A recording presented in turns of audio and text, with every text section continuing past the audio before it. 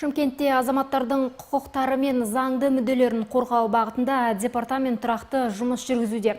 Қызмет алушылардан түскен арыз шағымдар дер кезінде қаралып, жоспардан тыс тексерулер және қашықтан мониторинг арқылы шешімін табуда. Биылдың өзінде мемлекеттік қызмет көрсету бағыты бойынша 105 азаматтың құқығы қалпына келтірілген. Мәселен, қала тұрғыны жер қатынастарына өтініш беріп, жер учаскесін сұраған. Алайда коммуналдық ұйымдар арасындағы интеграциялық мәселелерге байланысты өтініш ұзақ уақыт қаралмаған. Департамент араласқаннан кейін мәселе шешіліп, тиісті құжаттар рәсімделіп, жер беру туралы қаулы әкімдікке жолданған.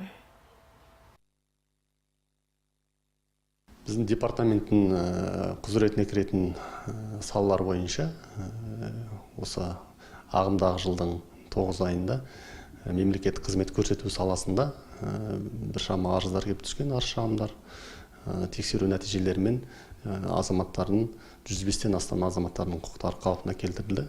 Қала шегіндегі жер телімдеріне рұқсат беру. Ол жерде, яғни азаматтар өтініш бергеннен кейін уәкілетті орган тарапынан тиісті коммуналдық мекемелерден келісімдер алады.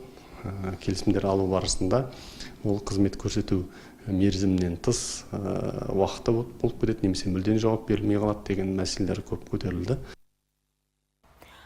Қазіргі таңда Шымкенттің жергілікті атқарушы органдары арқылы 170 түрлі мемлекеттік қызмет көрсетіледі. Барлығы электронды үкімет порталы мен фронт офистерде қолжетімді. Бұл халыққа қызмет алуды жеңілдетіп, уақытты үнемдеуге мүмкіндік береді.